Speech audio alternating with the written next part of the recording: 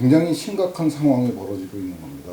그 정치적으로 어떤 이유에선지는 잘 이해가 안 되지만은 하여간 정치적인 목적이 담긴 선동적인 그 목소리 때문에 미세먼지에 대한 미세먼지의 위험성이나 미세먼지의 상황에 대한 과도한 관심이 지금 증폭되고 있는 거거든요.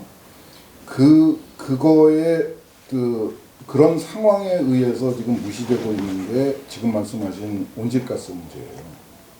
온실가스 문제는 지금 우리가 2030년까지 감축을 해야 되는데 28% 감축을 해야 되는데 오히려 지금 늘어나고 있어요.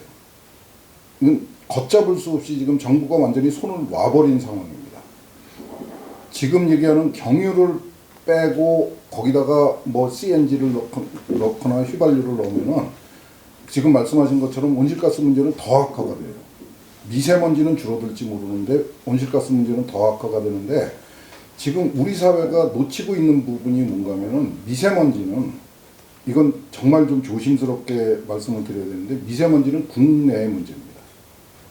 우리나라의 미세먼지 상황이 아무리 험악해져도 다른 나라에서 니네 좀 안타깝다 정도이지 더 이상의 관심은 안 갖습니다.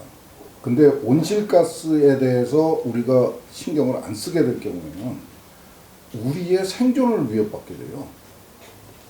이건 국제 문제입니다. 그리고 2010년인가에 우리가 나가서 스스로 약속한 거예요. 이건 상황이 다릅니다. IPCC가 우리한테, 국제기구가 우리한테 강제를 한 것이 아니고 우리가 스스로 제시한 감축 목표예요. 그리고 국제적으로 동의를 받은 겁니다. 그 부분을 지금 우리가 깡그리 무시하고 있는 거예요. 그러니까 2030년이 되면은 지금 상황으로는 우리가 제시한 목표를 달성할 가능성은 거의 없고요. 그 상황에서 우리가 어떤 피해를, 어떤 압박을, 어떤 불이익을 감수해야 될 건지는 짐작만 할 수 있을 뿐이에요. 훨씬 더 심각합니다. 그러니까 우선순위가 지금 달라졌어요. 우선순위가 온실가스가 훨씬 더 심각한 사회 문제가 돼야지 되고요. 그 다음에 정말 아주 심하게 얘기하면 그러고도 여력이 남으면 미세먼지에 관심을 가질 수 있는 정도로 저는 우선순위가 그 정도로 차이가 난다고 생각합니다. 미세먼지는 우리만의 문제고 국제적으로 불이익을 받을 이유는 없어요. 그러니까 우리가 정말 심할 경우에는 참고 견딜 수 있는 문제인데 온실가스는 그 피해가 우리한테만 오는 것도 아닌데도 불구하고 우리가 엄청난 불이익을 당할 수밖에 없는 상황을 우리 스스로 만들어놨어요. 이 상황이 지금 사회적으로 관심의 범위에서 벗어나 버린 것이 저는 굉장히 위험하다고 생각합니다. 우리나라 보니까 이게 미세먼지, 초미세먼지가 조금 겨울하고 초봄까지 집중되는가요? 봄에 그렇죠. 그러니까 유럽도 보니까 미세먼지, 초미세먼지가 계절적으로 이제 북반구에 위치해서 그런지는 모르겠지만 겨울 문제다 이렇게 이야기를 하면서 겨울 문제가 된 게 이게 이제 최근의 일이라는 2000년대 들어와서. 예, 2000년대 들어와서 이게 이제 그 사람들은 기후 변화와 연관이 있다. 그러니까 바람이 잘 안 분다 이런 얘기겠죠. 결과적으로는.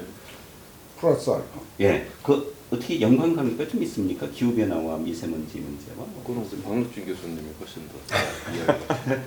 바람과 미세먼지. 밀접한 연관 관계가 있습니다. 네. 최근에 이제 제가 미국에서 공부할 때 미국은 그 당시 이제 2000년 초반의 미세먼지의 계절적 변화를 보면 겨울철에도 높아지고 또 여름철에도 높아집니다. 근데 그 두 개가 소스가 좀 다르거든요. 겨울철에 높아지는 건 우리가 이제 미세먼지 생성 원리를 보면 이렇게 물방울 만들어지듯이 수증기가 달라붙어서 미세먼지가 만들어지는 거거든요. 이렇게 응결돼가지고. 그래서 그렇게 기체가 응결이 되려면 이게 좀 온도가 차가운 조건이 훨씬 더 미세먼지를 만들 수 있는 그런 호조건이에요. 왜냐면 저희가 냉장고에서 이렇게 사이다 넣어놓고 있다가 밖으로 빼서 딱 보면 표면에 물방울이 맺혀 있지 않습니까? 이거는 그 차가운데 수증기가 달라붙어서 물방울이 만들어지는 거고, 미세먼지라는 게 사실은 물방울이나 또는 뭐 고체 덩어리 조금 알갱이거든요. 그래서 이제 겨울철에 그런 식으로 만들어지고 여름철에는 저희가 이제 산화가 돼가지고 특히 이소나무 같은 것들이 산화가 돼서 황산이 되고 이게 뭐 여러 가지 암모니아랑 이제 뭐 붙어가지고 또 황산 암모늄 이런 걸 만드는 기작이 다른데 동아시아가 왜 겨울철에 심하냐면 질소화합물의 배출이 전 세계에서 제일 많습니다. 저희가 인공위성으로 딱 측정을 해보면 중국하고 한국이 빨개요. 제일 많이 나와요. 그러니까 질소화합물이 차가운 환경에서 딱 달라붙어가지고 질산암모늄을 만들고 걔가 초미세먼지거든요. 근데 이제 예전에는 저희가 바람이 세게 부는 이런 기상 환경에서는 걔네들이 아무리 많이 만들어줘도 금방 이렇게 습겨 나가고 또 이렇게 섞이니까 농도가 낮아지는데 최근에 이제 기후 변화가 되면서 어떤 현상들이 발생하냐면 기본적으로 이렇게 바람이 분다는 건 이 적도하고 극의 온도 차이 때문에 생기는 거거든요. 이런 불균형을 없애주기 위해서 여러 가지 대기 대순환도 일어나고 또 조그만 소용돌이들이 저기압, 고기압들이 만들어져 가지고 걔네들이 매스나 에너지를 북쪽으로 이렇게 트랜스포트를 시켜주는 역할을 하거든요. 그걸 통해서 바람이 생기는 건데 이 기후변화가 일어나서 지구 온난화가 되면 가장 민감하게 따뜻해지는 지역이 극입니다. 극지역. 이제 여러 가지 뭐 기후적인 파지티브 이펙트 이런 것들이 존재해서 그러긴 한데 그래서 점점 지구 온난화가 됨으로 인해서 극과 적도의 온도의 차이가 줄어들고 있습니다. 그러면 지구 대기가 더 이상 에너지 수송을 갖다가 예전만큼 많이 할 필요가 없죠. 그래서 소용돌이도 좀 덜 생기고 바람도 덜 부는 거예요. 그래서 지구 전체가 정체되네요. 그렇죠. 그리고 우리가 안정도라고 이야기하는데 지구 대기는 특히 대륙권은 기본적으로 불안정한 시스템이거든요. 왜냐하면 지표가 제일 뭐 뜨겁고 올라갈수록 차가워지니까. 근데 또 이게 글로벌 워밍, 지구 온난화가 되면 공기가 따뜻해지기 때문에 점점 따뜻해지는 게 위에 생기는 거예요. 예전에는 차가워지니까 뜨거운 게 올라가는 시스템인데 뜨거운 게 점점 위에 생기기 때문에 점점 안정해지는 거죠. 이런 효과도 같이 일어나가지고 공기가 점점 덜 섞여요. 그래서 우리가 예전보다 덜 배출하더라도 이게 빨리 안 섞이니까 훨씬 더 높은 농도를 축적이 되는 거죠. 그래서 최근에 일어난 이런 현상들이 뭐 일시적으로 높은 고농도가 이렇게 올라가는 그 날을 보면 풍속이 뭐 거의 1m/s보다 더 낮은 경우가 많습니다. 예전에 그런 게 잘 관측이 안 됐거든요. 최근에 그런 민도들이 늘어나고 있어요. 평균적인 풍속도 계속 줄어들고 있고 그래서 이게 전 지구적으로 일어나고 있는 이 기후변화하고는 절대 무관하지 않다. 미세먼지 현상 자체가.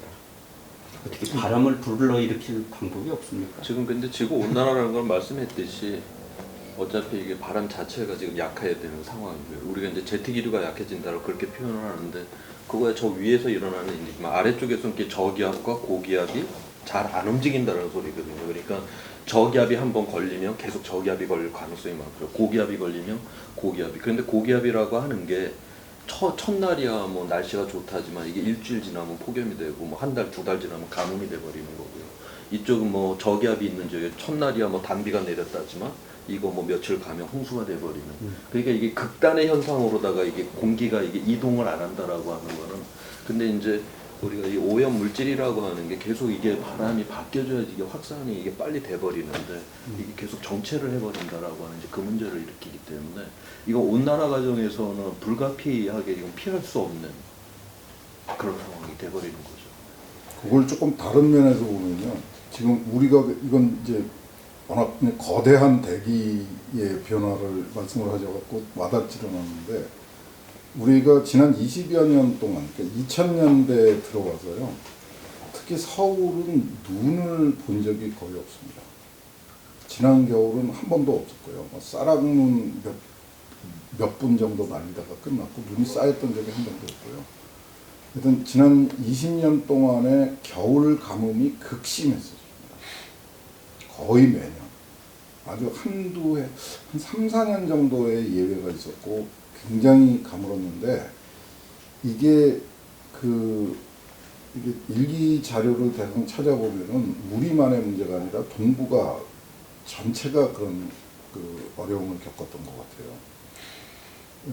그리고 또 하나 굉장히 주목할 상황이 뭔가는 서울의 미세먼지가 굉장히 심각할 적에 아까 뭐 평택, 안성을 얘기하셨지만 평양도 미세먼지가 심각합니다. 거의 같이 가요. 서울이 빨가면 평양도 빨개요. 근데 평양에 차가 얼마나 많은지 모르겠고 경유차가 얼마나 많은지 모르겠어요.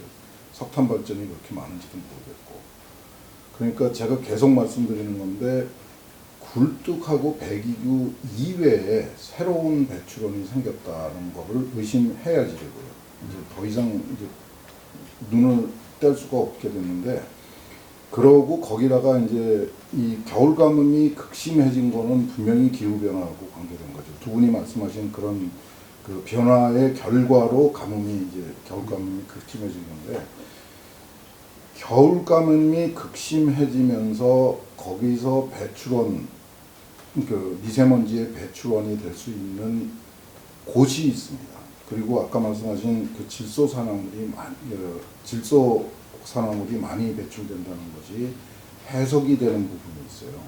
그게 뭔가 하면 농지입니다.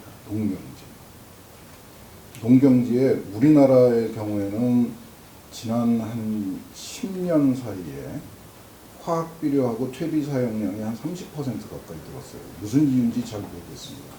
아마도 제 그냥 그 어설픈 짐작으로는 이 농업 인구가 줄어들면서 농사 짓기가 힘드니까 사람들이 더 많은 비료를 갖다 투입을 한 것 같아요. 근데 그 비료의 대부분이 질소 비료입니다.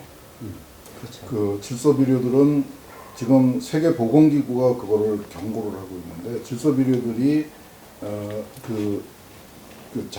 햇빛에 노출이 되고 특히 자외선에 노출이 되면은 그게 그 낙스, 질소 산화물로 돼가지고 대기 중으로 올라간다고 경고를 하고 있습니다.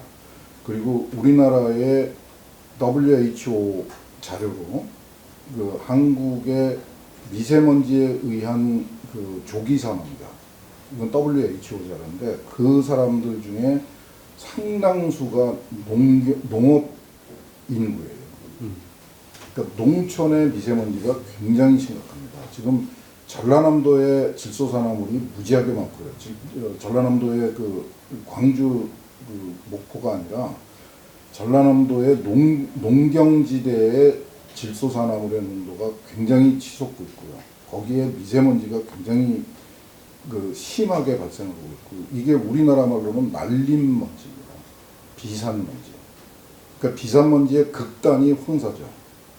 근데 그거는 이제 강한 바람에 의해서 생기는 거고, 그 거대한 영역에서 이렇게 같이 생기는 거고, 지금 우리가 관심을 가져야 되는 거는 이 농경지에서 발생하는, 아주 겨울 가뭄이 극심한 지역의 농경지에서 발생하는 그 질소산화물이 포함된 비산먼지, 말린먼지를 주목해야 된다. 이거는 발생원이 대도시에만 한정된 게 아니고요. 평양도 상황이 비슷하고요. 중국의 지난 3월 초에 우리가 극심하게 고통을 받았을 적에 북경 하늘은 파랬어요. 일주일 동안 파랬습니다. 북경 남부에서부터 시작해서, 북경 남쪽에서부터 시작해서 중국의 한 중부까지가 그 아주 기가 막힌 그 곡창지대입니다. 아주 정말 지평선이 보이는 평지에 개간이 잘 돼 있어요. 거기가 겨울에 그냥 황무지입니다. 수백 년 동안 농사를 지었기 때문에 그 표토층, 탑소일이라고 하는 거는 완전히 그 밀가루처럼 곱게 부서지는 거고요. 거기에 퇴비하고 비료가 잔뜩 남아있고요. 거기에 대기가 정체되면은 또 햇빛이 쪼여가지고 이 표토층에 있는 먼지들이 먼저 가열이 됩니다. 그러면 바람이 안 불고도 엄청난 양의 미세먼지가 발생할 수 있는 조건이 만들어지는 거예요. 근데 그게 지금 중국의 북경 남쪽, 그 우리나라까지가 그 한계고, 그게 어디까지 가는가 하면은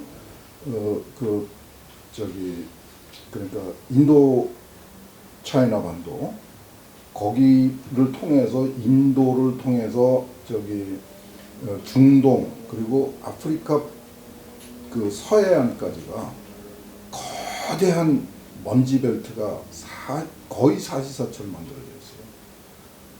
그 특히 겨울하고 여름에는 극심합니다. 유럽의 미세먼지, 이건 비교가 안 되는 수준이에요. 그래서 지금 그 분명히 기후변화하고 관계가 있고 특히 우리가 90년대 들어와서부터는 우리가 중국도 그렇고 우리도 그렇고 겨울 농사를 포기를 해버렸습니다. 옛날에는 보리 밀을 심었었거든요. 근데 지금 안 심어요. 그러니까 서울 외곽에 나가보시면은 3월 중순까지도 농지가 그냥 완전히 메마른 땅으로 노출이 되어 있어요. 이 상황에 대한 관심이 필요하다. 심는 게 오히려 나은가요? 저는 그래서 그냥 농담 삼아 하는 얘기인데 청보리 축제를 하자. 그 청보리는 우리가 지금 겨울 농사를 포기한 거는 인건비 때문에 그렇습니다. 그렇죠.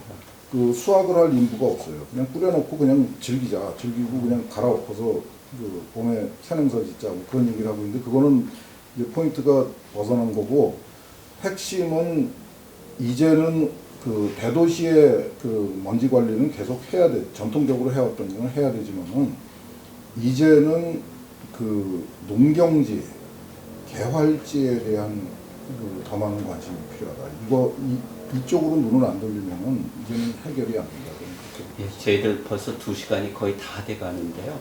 참 미세먼지만큼이나 답답하다는 이런 느낌을 지울 수가 없습니다. 사실은 왜냐하면 원인도 어떻게 보면 정확하게 아직까지 분석되지도 않았고 그러다 보니까 뭐 대책도 사실은 명료하게 나올 수도 없는 상황이죠.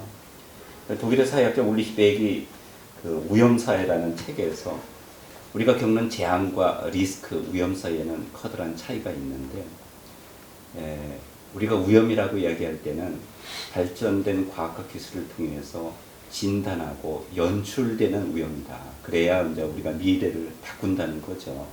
그러다 보니까 어떤 때는 과학과 기술이 과도하게 개입을 해서 사실은 우리가 그렇게 커다란 불안을 가지지 않아도 되는데도 불구하고 가질 수도 있고 이제 이런 것이 아닌가 이런 생각이 듭니다. 그래서 그냥 이게 뭐 어떤 정답도 없고 해답도 없는 것이고 우리가 어느 정도의 위치에 있고 어떤 문제를 가지고 있는가를 확인하는 좌담이었습니다. 그래서 끝으로 선생님들이 생각하시기에 지금 뭐 미세먼지로부터 시작해가지고 기후 변화까지 왔는데 그래도 이 문제를 대하는 그래도 합리적인 과학자로서의 태도가 아니고요. 그냥 일반 생활인으로서 시민으로서 우리가 어떤 자세를 가지고 또 이것을 우리가 좀 줄이기 위해서 우리의 범위에서 할 수 있는 일이 어떤 것인지 이런 것을 그냥 돌아가면서 한 분씩 듣고 우리 전체 좌담 마치도록 하겠습니다. 선생님부터.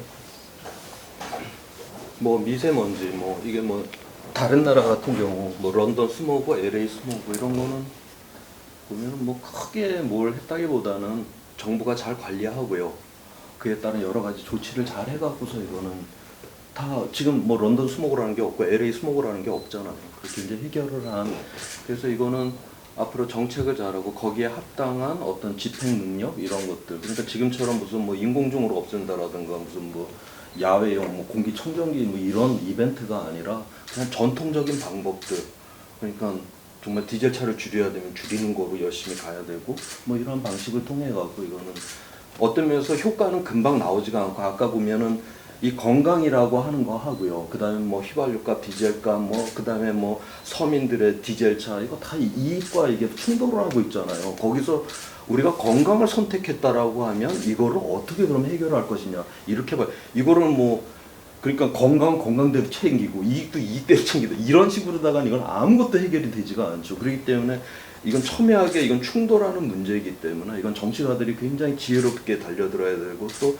행정을 집행하는 사람들은 또 집요하게 잘해서 그러면 저는 이거는 해결할 수 있는 문제라고 그렇게 보고요.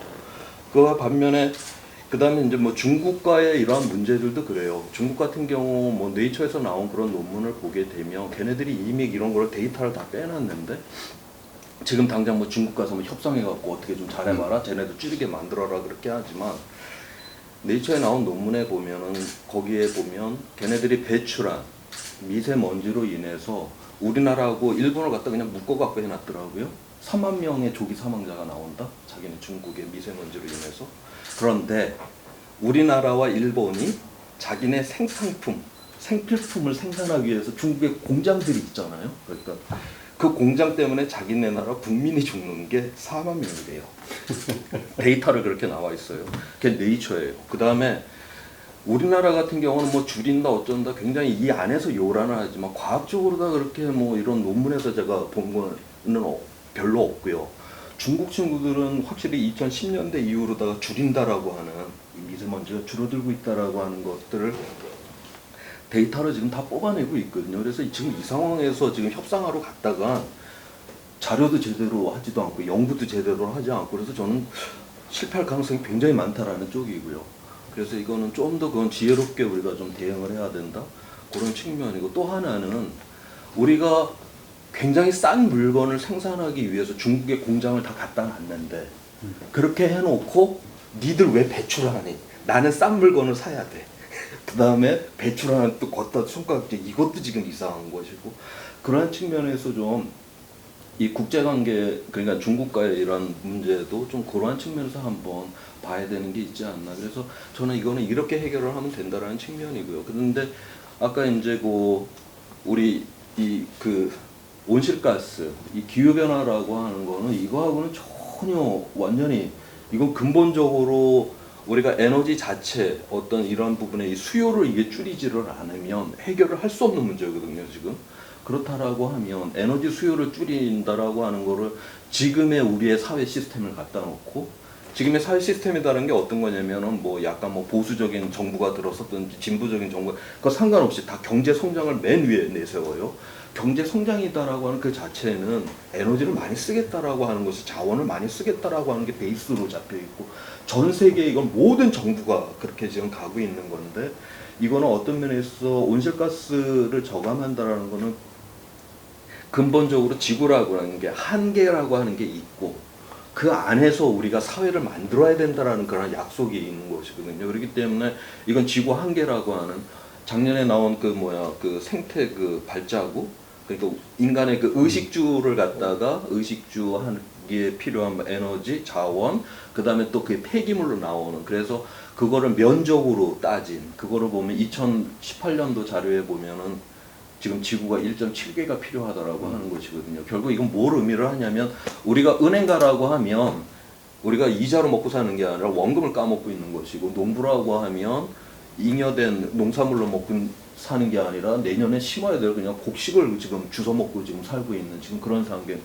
우리가 그래서 이런 한계 안에서 이 시스템을 만들어야 돼요. 그렇기 때문에 이거는 굉장한 일이고요. 그래서 저는 그냥 좀 더 이제 마지막 결론적으로 쉽게 말씀을 드리면 미세먼지라고 하는 거는 저는 그냥 우리 도시 서울 뒷골목에 조폭 관리하는 위험이다라고 저는 그렇게 생각을 해요. 조직폭력배야 없앨 수는 없죠. 있을 수밖에 없지만 니들은 민간인들을 건들면은 뭐 박살을 낼 거야. 우리 경찰들이 그래서 잘 관리를 하면 있을 수밖에 없지만 그 위험 관리가 되는데 이 우리가 기후 변화라고 하는 이 문제는 서울 한복판에 뭐 핵폭탄이 하나 뻥 터진 이거 뭐 관리부 통제부의 이 문제가 아닌 이 상황이기 때문에 좀 더 여기는 우리가 집중적으로 좀 봐야 되는 게 아닌가 그렇게 생각하고 있습니다. 네. 아주 조폭과 핵폭탄 아주 비유가 아주 상당히 그런 네 그리고 저는 정부와 이제 국민께 뭐 간단하게 드리고 싶은 말씀이 있는데요. 첫 번째 정부는 여러 가지 이제 미세먼지를 감축하는 대책들을 갖다 세우거든요. 쭉 세워왔고 하나 부족한 게 뭐냐면 그런 정책을 집행하고 나서 그 정책이 얼마나 성과를 냈는지에 대한 검증 시스템이 너무 부족합니다. 예를 들어서 뭐 노후경유차를 갖다가 줄이는 대책을 세웠으면 줄이고 나서 그 줄인 효과가 얼마인지를 갖다가 철저히 검증하고 만약에 그 효과가 없으면 다른 대책을 더 발굴하고 이런 식으로 뭔가 개선되는 모습을 보여줘야 되는데 아직까지는 그런 점들이 너무 부족한 것 같아요. 계속 그냥 대책만 계속 나올 뿐이지 이 대책이 얼마나 실효성이 있었는지에 대한 이런 검증이랄지 반성 과정이 좀 부족한 것 같아서요. 그런 쪽을 좀 신경을 많이 써줬으면 좋겠고요. 실제로 미세먼지라는 문제가 우리 사회가 에너지를 너무 많이 사용해서 생긴 문제거든요. 아까 말씀하셨듯이 그래서 국민들도 조금이라도 본인이 사용하는 에너지를 좀 줄일 수 있는 특히 우리나라가 OECD에서도 에너지를 가장 많이 사용하는 국가 중 하나입니다. 그래서 좀 더 대중교통을 이용하고 또 불도 쓰지 않는 건 끄고 쓸데없는 에너지를 갖다 줄일 수 있는 이런 그 하루하루의 노력을 조금 많이 들이신다면 아마 미세먼지가 조금 더 줄어들지 않을까. 그리고 하나 변하지 않는 사실은 이런 미세먼지에 의한 대기오염이 뭐 1년, 2년, 수년 내에 사라질 수 있는 그런 문제는 절대 아니거든요. 앞으로 적어도 장기적인 시각을 가지고 정부나 국민이 꾸준히 관심을 가지고 같이 노력을 해야만 해결될 수 있는 그런 문제라는 인식을 가지고 지속 가능하게 지속적인 어떤 효과를 낼 수 있게 노력을 했으면 좋겠습니다. 네. 마지막 좀 간단하게만 줄여서 몇 가지 짚으면은 지금 우리의 현실은 이런 것 같습니다. 이게 뭔지는 모르겠는데 어마어마한 일이 생겼고 절망적이다. 그리고 정부는 황당한 대책만 내놓고 있다. 이런 상황인 것 같은데 저는 이 부분을 굉장히 강조하고 싶어요. 우리가 60년대, 70년대, 80년대, 90년대를 동안 우리를 괴롭혀왔던 검은 먼지를 성공적으로 퇴치한 경험을 가지고 있는 거예요. 근데 그 경험에 대한 기억이 완전히 제대로 자리를 잡기도 전에 우리 사회에서 없어져 버렸습니다. 그건 95년부터 2005년까지 한 10여 년에 걸쳐서 아주 적극적으로 그게 더 효율적으로 할 수 있었지 않겠느냐라는 아쉬움은 좀 있습니다. 그런데 하여간 색깔을 바꾼 거는 확실해요. 그 검은 먼지가 없어진 거는 확실한 팩트거든요. 그 부분에 대해서 우리가 분명하게 우리가 뭘 했는가에 대해서 좀 짚어보고 그 기억을 우리가 가지고 있을 필요가 있습니다. 우리가 항상 환경 문제에 대해서 절망적이고 실패했다는 패배감에 젖어 있을 게 아니고 이건 성공 사례입니다. 분명히. 그런데 아쉽게도 그게 끝나자마자 그게 성공을 하자마자 뭔지는 아직 잘 모르겠는데 새로운 흰색 먼지가 덮쳐온 거죠. 그게 전국을 괴롭히고 평양 중국까지 괴롭히는 황당한 상황이 벌어지는 이건 저는 새 문제라고 봅니다. 그러니까 우리가 해결했던 검은 먼지하고는 다른 상황이 펼쳐지고 있다는 분명한 인식이 필요하고요. 이것의 위험성이나 관리 가능성에 대해서 우리가 너무 과장된 주장을 듣고 있다. 특히 저는 언론보다도 여기에 관련된 전문가들의 책무성을 좀 강조하고 있고요. 너무 과도하게 위험을 증폭시키고 있고 그 대책에 대해서도 맞지 않는 검은 먼지를 해결하던 식의 그 방식을 계속 고집하고 있는 것은 분명히 잘못됐다고 생각합니다. 그러니까 그 부분에 대한 인식이 필요하고요. 우리가 또 하나 굉장히 중요한 사실이 미세먼지가 위중함에도 불구하고 우리 사회가 온실가스, 기후변화에 대한 관심은 절대로 버리면 안 된다. 오히려 지금이라도 우선순위를 바뀌어서 미세먼지보다 온실가스 문제가 더 심각한 과제라는 사실을 좀 분명하게 인식했으면 좋겠고요. 마지막으로 제가 드리고 싶은 말씀은 반복된 부분인지 모르겠는데 우리 사회가 미세먼지를 대하는 정부의 태도, 전문가의 태도, 우리 국민들의 태도는 전혀 과학적이지 않습니다. 합리적이지 않고 우리가 사용하는 언어, 용어가 미세먼지, 초미세먼지, PM, PM2.5 이렇게 가지고 과학적인 냄새가 나는 용어를 사용한다고 해서 우리가 지금 나누고 있는 대화가 과학적이고 합리적인 것은 전혀 아닌 것 같아요. 그러니까 우리의 미세먼지에 대한 생각 자체를 정말 확실하게 합리적으로 바꿀 필요가 있고 방법은 하나밖에 없습니다. 기술 혁신을 통해서 가는 거예요. 아까 런던은요 연료를 코크스로 바꿔서 해결을 한 겁니다. 그걸 하느라고 비용을 어마어마하게 들였죠. LA 스모그는 캘리포니아하고 LA시가 합작을 해가지고 자동차 회사에다가 연비 배출가스 기준을 제시를 했어요. 이거 이렇게 못 만들면은 니네 차 못 판다. 캘리포니아에서는 차 못 판다라고 정말 반협박을 해서 자동차 회사가 투자를 해서 해결한 겁니다. 자동차를 못 쓰게 해서 해결한 게 아니고 주민들은 자동차를 활용하는데 옛날처럼 더 즐겁게 활용을 하는데 그 밑에 깔려 있는 기술을 혁신을 해서 그 문제를 해결한 거죠. 이게 그 우리가 95년도에 했던 검은 먼지 없애는 것도 마찬가지로 우리가 인식을 못하고 있어서 그렇지 우리가 기술 투자를 해서 해결을 한 겁니다. 그 지금 흰색먼지도 뭔지는 잘 모르겠지만은 결국에는 기술 혁신을 통해서 하는 거지 우리의 뭐 인식을 바꾸거나 생활 패턴을 바꾸는 정도로 될 일은 아닌 것 같아요. 그래서 그 부분을 좀 정확하게 우리가 그 정부 당국 그리고 전문가들 국민들이 좀 같이 확실하게 인식을 해야 되는 거 아닌가 그런 생각입니다.